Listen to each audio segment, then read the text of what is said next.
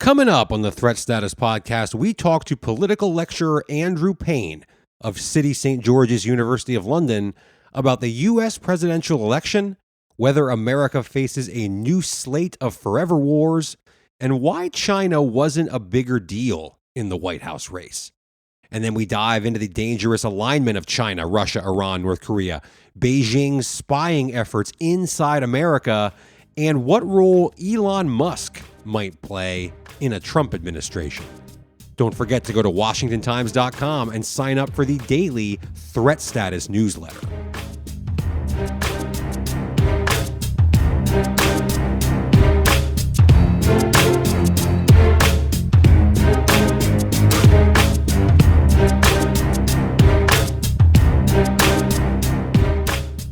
Hello and welcome to the Threat Status Podcast. I'm your host, Ben Wolfgang, national security correspondent at the Washington Times, and I'm joined, as always, by my esteemed co-host, Guy Taylor, the national security editor here at the Times. We are just days away from the U.S. presidential election, and we're going to have a deep dive into the politics of foreign policy in just a little bit with Dr. Andrew Payne, a political expert from City St. George's University of London, including a really interesting discussion on why China wasn't a bigger deal in this race. So that's coming up in just a few minutes. But before we get to that, as always, Guy, first things first, what's on your radar right now? Thanks, Ben. It's great to be here for another week of the podcast. As we head into the election, I'm watching what I consider to be the most dramatic geopolitical trend lines that the next U.S. president, whether it's Kamala Harris or Donald Trump, are going to be facing. And the big one right now centers on the fact that North Korea is now entering the Ukraine war on Russia's behalf and seems to be gearing toward an expanding strategic relationship with Moscow. North Korean Foreign Minister Cho Son-hui visited Russia in recent days. This is the kind of visit that a decade ago would have seemed really rare, but it now seems ordinary for Russia and North Korea as unease grows in Washington and among U.S. allies around the world over Pyongyang's deployment of roughly 10,000 military troops into Russia, where they're most likely to be active backing Russian military attempts to oust Ukrainian forces from Russia's Kursk region along the Ukraine-Russia border. I've said before, Ben, that this is like a slow-moving global security train wreck. The presumable next development could be that South Korea announces it will directly arm Ukrainian forces. We haven't seen that yet, but we're tracking it closely at Threat Status. Another thing that caught my eye over the past week, Ben, was National Security Advisor Jake Sullivan's comment to reporters that the idea of creating a new executive branch information czar to combat foreign disinformation operations about elections and other issues is a topic of debate throughout U.S. intelligence and defense agencies. This post hasn't been created yet, but it's interesting that Sullivan brought it up publicly roughly a week before the U.S. election. This is a position that may well be needed and a very smart thing to create, but it's a sensitive matter politically. Would this person be appointed and approved by the Senate? What are the politics here on who controls whatever power this post ultimately ends up with?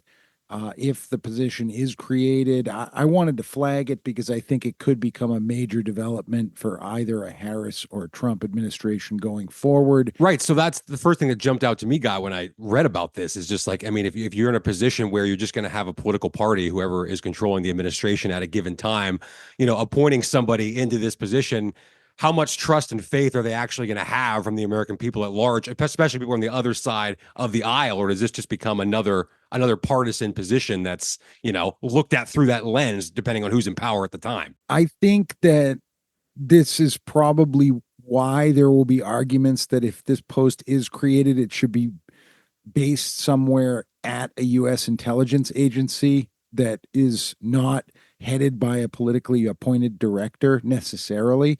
That could be the CIA, but if we're talking about disinformation operations inside the United States, that would be more outside the purview of the CIA. So, and if we're talking NSA, then it's not. We're not talking about sort of a cyber security element, more disinformation. It's just a tricky thing to nail down. It's not like the government is asleep and not wanting to address disinformation. I think it's interesting that Sullivan brought it up, and that's why I flagged it. One other thing, Ben, I wanted to look at U.S. China tensions at the moment. Again, we're heading into the election, but recent days saw the House Homeland Security Subcommittee on Counterterrorism, Law Enforcement, and Intelligence put out a report claiming that Beijing's systematic spying efforts inside the United States are rapidly increasing, or at least they have in recent years. The report highlighted data showing that between the year 2000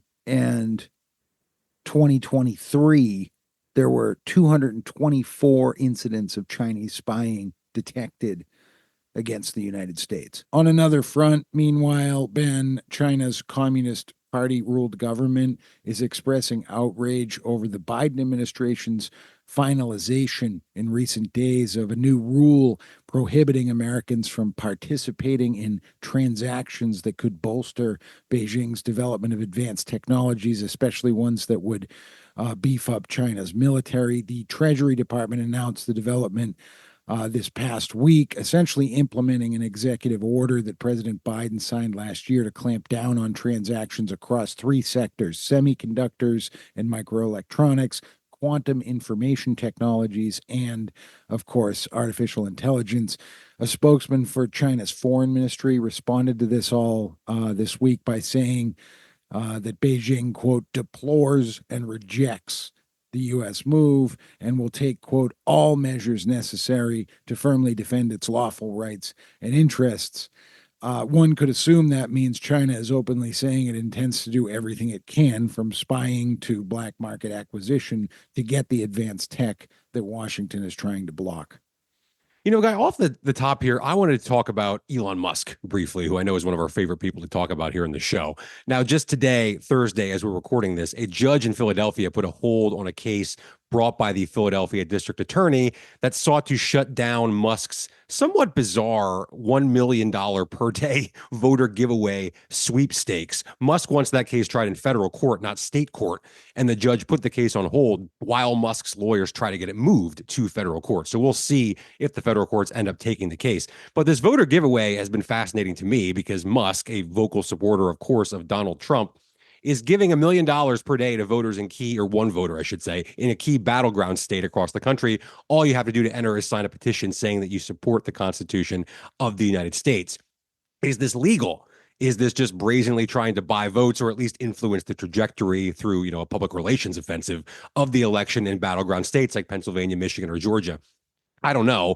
I guess the courts are hopefully going to have that sorted out quickly, although just days from the election, I'm not sure how much it really matters at this point. I think what's more interesting to me, Guy, is Musk himself and his potential power play here. Now, if you're asking what does Musk have to do with foreign policy and national security, keep a few things in mind. His company SpaceX plays a critical and probably irreplaceable role at this point in the U.S. space program. He owns the social media platform X, which remains, whether you love it or hate it, a key piece of how information is disseminated around the world. Starlink satellites have played a crucial role in the Russia-Ukraine war, as we've talked about before on the show, and they'll probably provide internet access in war zones in the future as well. So they'll be important in future wars too. Musk has reportedly spoken multiple times with Vladimir Putin. And why does he have access to world leaders? Because he's the richest man in America with an estimated net worth of $270 billion. So he doesn't need more money. That's for sure. I'm not sure how much more he can really accomplish in the business world, having built companies like SpaceX, Tesla, and owning arguably the most far-reaching social media brand in America. But Guy, what do rich people often want is more power, more influence. And he's in a position, I think, if Trump wins, to potentially have the kind of power and influence over American society that I'm not sure we've really ever seen. If you've got an ambitious, really, really rich guy who has the president's ear and has a direct role over social media, automobiles through Tesla, the space program, internet access around the world, and a host of other issues, I mean, he can use that influence possibly to shape where this country goes in terms of technology and how 21st century American society functions in a lot of basic ways. Is Musk going to have a hand in White House policy on free speech issues, internet access, the transition to electric vehicles in this country, competition in space against China, Russia, tax policy, and other issues? I think it's fair to assume that he might, at least to some degree. This is an interesting dynamic, I think, to watch. We've certainly, throughout the history of this country, had a lot of wealthy individuals and wealthy families who have had big roles in shaping the direction of the country, sometimes behind the scenes. But Musk is very public. He's a household name who clearly has influence over Donald Trump. And I think, Guy, he might be able to, whether you think this is a good thing or a bad thing, bridge the gap between private industry, government, technology in ways that I'm not sure there's any other figure in America that could in the same way. So, look, I mean, if Harris wins, he'll still have $270 billion. So no one's going to shed a tear for Elon Musk, I think, one way or the other. But to me, guys, it's a fascinating subplot to watch here as we go into the final days of the 2024 election.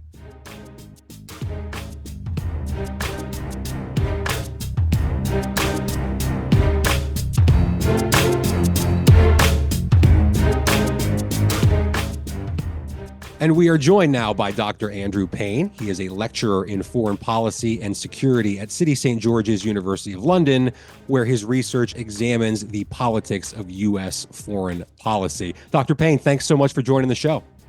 It's great to be with you. Thank you.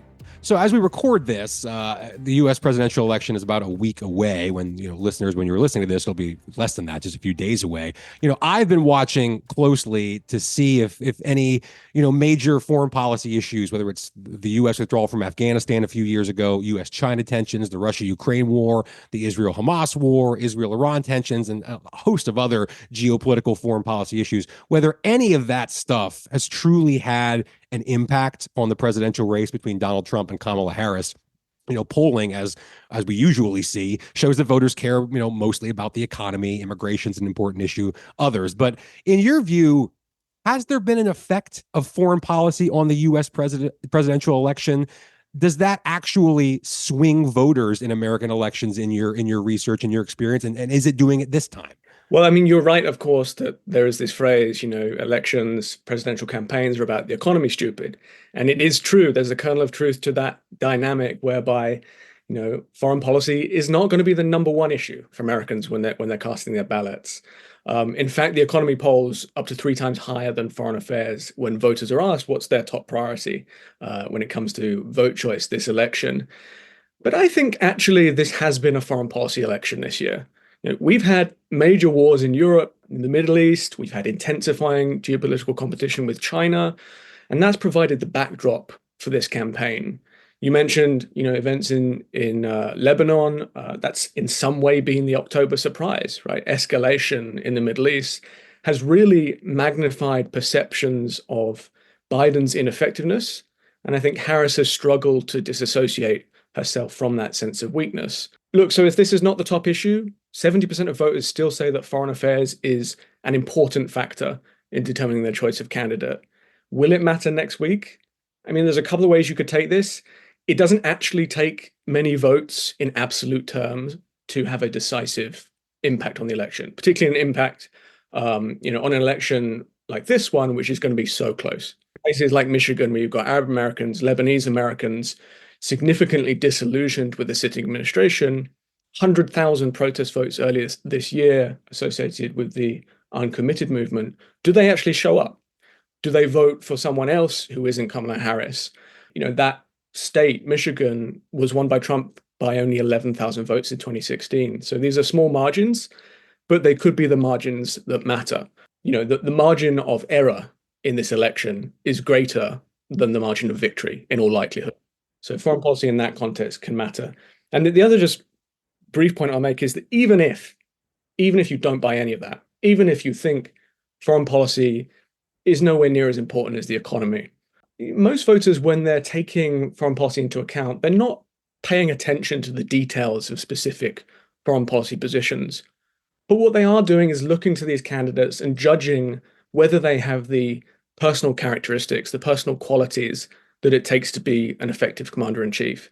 And I think we've seen a lot of debate between candidates about who's going to be the stronger leader in that sense. Do you think you mentioned Michigan and Kamala Harris and the prospect for disillusioned voters on the Democratic side? How would you grade her performance in sort of threading that needle? Because she's obviously Kamala Harris and Joe Biden have come under a lot of fire from folks on the left who are upset about U.S. policy toward Israel. Has she kind of squared that circle and brought those folks into the fold, do you think, or is that still an X factor heading into the election? So I think many of them may not turn out for Harris on election day, but I don't really see how Harris could have played this any better. Look, I think the structure of the campaign means that she's been forced to play defense on this issue. She could have broken with Biden on this issue. She could have taken a much more specific position, adding pressure to Netanyahu, and she's called for a ceasefire and so on and so forth. But the median voter is still sympathetic towards Israel. So if she would have picked up some votes in Michigan, that would have still risked damage in the broader national perspective. And she's been having to sort of juggle those dynamics. It's almost a no-win issue for her. And I think her approach has been, if I can't win on foreign policy on this issue, let's at least not lose. So I think that's what you see in the sort of extreme caution in speaking about the Middle East that Harris is sort of projected on the campaign trail. So, it could still hurt her. When we look back, when all the votes are tallied, we could see a material difference. Places like Wayne County, these could play a role in tipping the state. But I can't see really what else she could have done to manage it more effectively from a political perspective. Bigger picture now, we've had Donald Trump on the U.S. political stage for almost a decade now. To what degree do you think he's changed the broader landscape of foreign policy and how it's viewed in American politics? I mean, the terms forever wars or endless wars, which I want to talk more about in a minute, that wasn't really part of the political lexicon until he came along, at least not in the mainstream on a day-to-day basis. But now, even Joe Biden, picked up that phrase, forever wars. It seems like there's broad support for that idea across the board of getting the U.S. out of quote unquote forever wars or not getting into them to begin with. So, from sort of the academic historical perspective, as we look back on it now, or when we look back on, 5-10 years from now, what kind of impacts, big picture, do you think Trump's foreign policy positions have had on the U.S. and our politics here? Well, I think Trump's done something very unique, particularly this cycle, but I think you could argue more broadly over the past 8 years, which is, on one hand, he's built this reputation as a tough leader, a strong leader. And that's something that Americans want, right? They want someone as a commander-in-chief who's going to stand up for America's interests, who's going to stand up to adversaries. If you look at polling by the Institute for Global Affairs, Trump leads Harris on this question of strong leadership by 8 points. But also, if you look historically, the downside to candidates who have had that more muscular tone, muscular rhetoric, have also been criticized for potential warmongering, right? So if you think back to Barry Goldwater in '64, or even Ronald Reagan in the '80s, the downside to all of their hot rhetoric was that they were more likely to actually get the US involved in a new unnecessary war. Whereas what Trump's done is really interesting here is he's somehow cast himself as the peace candidate, right? So he's got all of the upsides of seeming tough, sounding strong, but he is, of the two candidates, the one who is more obviously skeptical of military intervention. His campaign has hammered home the idea, that he was the first president in recent memory not to start a new war. And so I think that reflects a broader kind of Jacksonian tradition in US foreign policy, mistrust of international institutions, aversion to global engagement, but one that really sees the value in a strong military deterrent, but through peace through strength, right? That's the narrative that Trump campaign articulates. Whether that's durable, I think I do want to put a little bit of cold water on this, right? If you think big picture, this kind of Jacksonian trend in that same poll I mentioned, the Institute for Global Affairs poll, only 41% of Trump voters, let alone national voters, actually identify with that position. And if you look on specific issues, if it's Ukraine or NATO, the public at large is somewhat uncomfortable with the coolness that Trump has expressed towards some of those commitments. So, I think Trump is giving voice to an important perspective, which is more skeptical of military intervention. It's giving it airtime, which perhaps it hasn't had in the past. But he's doing that, I think, more through force of character than through the merits of that position. So it will be interesting to see whether it is something we look back on as truly transformative, or whether this is just a kind of moment in time. On the subject of forever wars, we now have open-ended U.S. military engagements in Somalia against al-Shabaab, in Yemen against the Houthi rebels, which is an increasingly expensive proposition, as I've written about, and in Syria against ISIS. And even though I think most observers would probably agree that part of the reason we're actually in Syria is as a hedge against the presence of Russian troops there and Iran-backed militias there. I don't know if we can call any of these conflicts forever wars, at least not at this point, but none of them have a specific end date, and none of them, best as I can tell, have real measurable metrics for declaring victory. So do Trump or Harris, whoever wins this election, do you think they face pressure to do anything about any of these conflicts, or at least to spell out what specifically we, the U.S., are trying to do and when we can accomplish it? And also on that point, how do you think their approaches might differ on these conflicts come January? Well, in terms of what pressure they'll face to do anything one way or the other, I think that pressure is going to be quite weak if nothing changes, right? Standing here right now, I think that pressure is going to be quite weak because none of these conflicts are on the radar of the average American. As a result of that, neither candidate has articulated a clear position on them. Right? We've seen Ukraine, we've seen Gaza and the Middle East feature in the campaign. We haven't seen Somalia, Yemen, Syria, and so on and so forth, except by extension with the broader conflict in the Middle East. Are these forever wars? Are they not? They're certainly vestiges of the war on terror. So I think if we're kind of trying to read the tea leaves and extrapolating perhaps from past behavior to try and infer where the candidates might take these, I think it's worth looking at what each candidate has said or done on that broader question of the war on terror. And here it's really interesting. Until a year ago, there was an emerging bipartisan consensus that the US was overextended in all of these kinds of conflicts. The withdrawal from Afghanistan, as chaotic as it was in its execution, reflected a shared belief in the importance of exiting this era of endless wars and right-sizing the US commitment globally. I think of the candidates, Trump is probably more likely to just declare victory and leave. For the reasons I mentioned a moment ago, he's skeptical of military intervention. He's the peace candidate. He's not going to want to start or escalate a war in Somalia or Syria, for instance. And we know last time out in Syria, for instance, he tried to withdraw. Twice, right.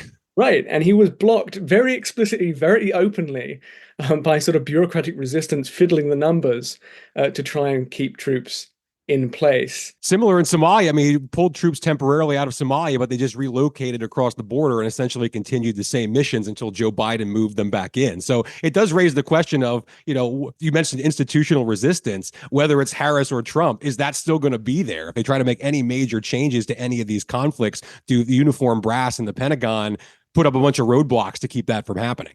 Exactly. I mean, the propensity for clever accounting when it comes to the national defense bureaucracy is quite incredible.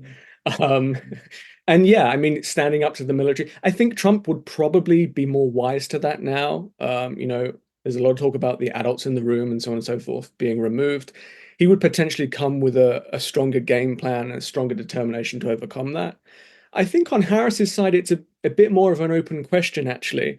I mean, partly we don't know who's going to staff her administration. Everyone thinks that Phil Gordon wants to be national security advisor, but beyond that, like who's going to be on the Middle East desk, it's not clear. I do think there will be, Gordon is, a skeptic of regime change in the Middle East. We know that. We also know, though, that Harris, as part of the administration that was stung by this withdrawal from Afghanistan, might be a bit more receptive to the arguments of some who see these kind of commitments as long-term commitments. Like they would make the argument that terrorism is, it's a tactic. It's not an enemy. These are not the kind of wars where you would, sit across the table from a general and sign a peace agreement and then leave. And they would make the case that, there's been a reasonably efficient light footprint approach to managing these.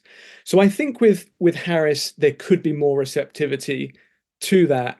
I think the big game changer here is actually if we stop looking at these through the prism of the war on terror, and particularly places like Yemen, actually, what's happened in the last year could mean that these conflicts are much more viewed as, proxy conflicts with Iran, efforts to support Israel in the region. And that is a potential game changer that reopens all of those questions about force posture in the greater Middle East region. Yeah, seeing all of these individual conflicts through the broader lens of great power competition, I think, is going to be an increasingly, important factor in how we all should be viewing these in the 21st century. And speaking of great power competition, do you think either candidate, Trump or Harris, or the Democratic or Republican parties for that matter, have they effectively framed U.S.-China relations and U.S.-China competition in ways that voters can understand the gravity of the situation? They both talk about China. Of course, everybody in U.S. politics talks about China these days. But when I talk to people in the military, intelligence, national security worlds, there's a real fear that we're headed toward an eventual war, especially when you look at how close we call it the axis of authoritarians, China, Russia, North Korea, Iran, maybe now Venezuela and Cuba, are getting. So sometimes I do wonder politically, this issue, which could be essentially the defining U.S. challenge in the 21st century, dealing with this powerful, aggressive China, is it actually underplayed in American politics? I have been surprised by how little actually China has featured in this campaign. I had a high bar of expectations for how China would feature. I thought this was going to be a case of each candidate basically trying to out-hawk each other. China behind actual wars in Ukraine and the Middle East, which always tend to attract the lion's share of public attention. The threat posed by China ranks pretty highly for most Americans. And actually, if you look at the data, alongside trade, China is one of those issues which is particularly important to voters in places like the Rust Belt, which makes sense, right? America's industrial heartland. You'd anticipate the narrative about, manufacturing jobs being taken by China to resonate pretty strongly. But actually, it's been beyond vague claims about, winning the competition for the 21st century, whatever that means. It hasn't been as prominent as I would have expected. Now, why is that? I think the reason is because actually there's not that much distance between the candidates. Right? It's not the great fault line is China the threat? Both sides agree that China is, the principal geopolitical threat going forwards. And because voters are not paying attention to specific policy details, there's no incentives for them to map those out beyond the kind of general vague impression that, China bad. And I think that's a problem because I think you're right. China is the $64,000 question of how to manage it in this more, complicated, contested geopolitical environment. And I think candidates actually do owe it to voters to spell out in crystal clear detail what they would do. What does the commitment to Taiwan actually look like in practice? So no, I don't think either of them have done a good job in framing the nature of the threat.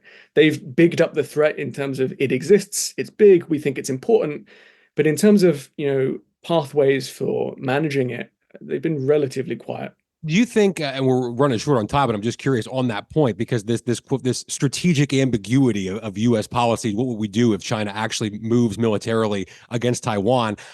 I've been waiting now for a couple of years for that to finally go by the wayside and to have, whether it's Trump or Harris or anybody, actually have a definitive policy. Yes, we would fight for Taiwan. No, we wouldn't.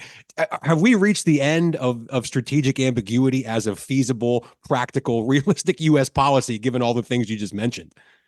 Yeah, possibly. I think it's always been a sort of conceit for a while now. I don't think, if Trump's elected, tact in sort of hedging, clarity and precision around language are not particularly Trump's forte. So I think we could maybe kiss goodbye to that concept. But look, I mean, the more important issue here is like, what actually would the US do? And depending on your answer to that question, the issues that are going to be coming around in 4 years' time could look a whole lot different. We think right now, European security, we think, big potential wider war in the Middle East. Actually, what the US does in the event of a Chinese attack on Taiwan is probably going to make those other issues pale into insignificance in broad strategic terms.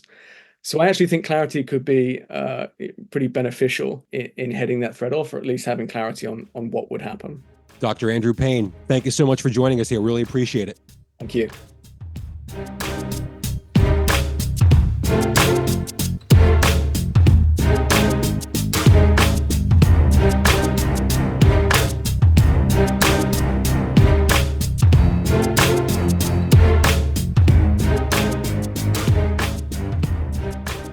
And it's time now for Threat of the Week, our weekly segment here in the show where Guy and I each identify a threat, whether it's here at home, domestically, or in some corner of the world that we think is impacting U.S. national security right now this week as you all are listening to the show. Guy, my thread of the week is political rhetoric, because with the election on our doorstep now, the language used on both sides of the aisle has gotten, I think, kind of out of control. And it would be almost funny how over the top and ridiculous it's become if it weren't so serious and potentially dangerous. Everyone, I'm sure, is now familiar with the uproar over what comedian Tony Hinchcliffe said at Donald Trump's Madison Square Garden rally when he called Puerto Rico a, quote, island of garbage, unquote. Now, maybe you think this was a joke, and maybe, in fact, he did mean it as one. I don't know him, and I'm not going to accuse him of bigotry or racism here in the show. And I frankly had never even heard his name until the rally. But a lot of people were offended by this, and possibly rightfully so, let alone the fact there are major Puerto Rican constituencies in key swing states. So politically, this was an unforced error, to say the least. Look, you can take a hard line on immigration. I quite frankly have a relatively hard line personally on immigration, but I don't think we need to call illegal immigrants invaders, or, as Trump said recently, that the U.S. is, quote, a garbage can for the world, unquote, to dump people they don't want. And before anyone thinks that I'm just singling out Trump and the Republicans, I'm certainly not, because Democrats have been arguably worse, especially over the past couple of weeks. After former White House Chief of Staff, retired General John Kelly, said that Trump told him in a private conversation that Hitler did some good things, Democrats sprung into action. Now, Trump and his campaign have vehemently denied that he said that, but that didn't stop anybody on the left. At the Madison Square Garden rally, Democrats projected a message on the side of the building that said, quote, Trump praised Hitler, unquote. Vice presidential candidate Governor Tim Walz tied Trump's campaign to the infamous Nazi rally in New York in the 1930s. He said there's a, quote, direct parallel, unquote, to that rally. Democrats have gone overboard with this, with calling Trump a fascist. They've literally directly compared him to Hitler. So to me, like, even if you think that Trump wants to be an authoritarian dictator who wants to deploy the U.S. military to put down peaceful protests by Democrats, that he'll gut the social safety net to give tax breaks to billionaires while targeting transgender rights and rounding up undocumented immigrants and shipping them back to their home countries, even if you believe all of that, is he Hitler? Did he oversee the killing of 6 million Jews? Does he believe in implementing eugenics in the United States? Because those are things, among a lot of others, that Hitler did. So this is a threat right now, Guy, because I think both sides have just kind of lost it with the rhetoric. Of all the problems we have in the country, this is one that actually ought to be relatively easy to fix if we actually want to. Interesting, Ben. I certainly appreciate the enthusiasm with which you tried to present that last your thread of the week with a tone of neutrality. My thread of the week is looking outside the United States. I'm looking at China, and it's really that China is outpacing the U.S. in the production of what I like to call 21st century advanced conventional weapons at this point. I'm not talking about AI or robot soldiers. I'm talking about nuclear submarines and ballistic missiles, things like that. It's important to note here, I'm not saying China has more nuclear subs or submarines in general or ballistic missiles than the U.S. has. I'm saying the pace at which the Chinese defense industrial base is capable of producing these things is now faster than the pace at which the current U.S. defense industrial base can produce them. There's always hype about this concept of pacing, Ben, but it's important when it comes to great power competition and the philosophical roots of deterrence. Some of the hype is not hype, but sober analysis. Consider Senator Roger Wicker. He's a Republican from Mississippi. He wrote in an op-ed for the Wall Street Journal last year that the U.S. Navy's military requirement is 66 nuclear attack submarines. Today, there are only 49 in the fleet. This is what he wrote in the op-ed. And the Navy projects its inventory will decline to 46 by 2030 as older nuclear submarines retire faster than they're replaced. With that as a backdrop, Ben, our colleague Bill Gertz, a member of our national security team at the Washington Times, had an exclusive this week uncovering how the Chinese Navy has built 3 new cruise missile firing nuclear submarines. The new Shang 3 attack subs are in the water already. They're undergoing sea trials, according to sources that Bill spoke with.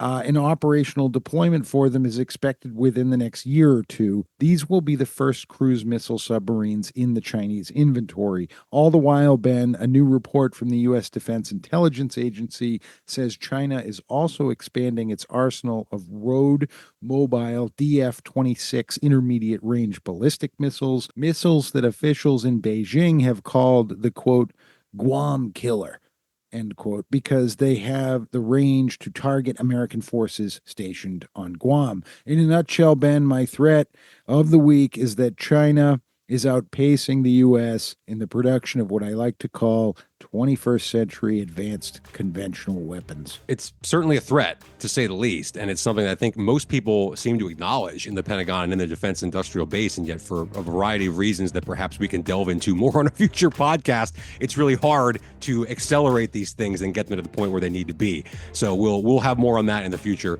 that's for sure.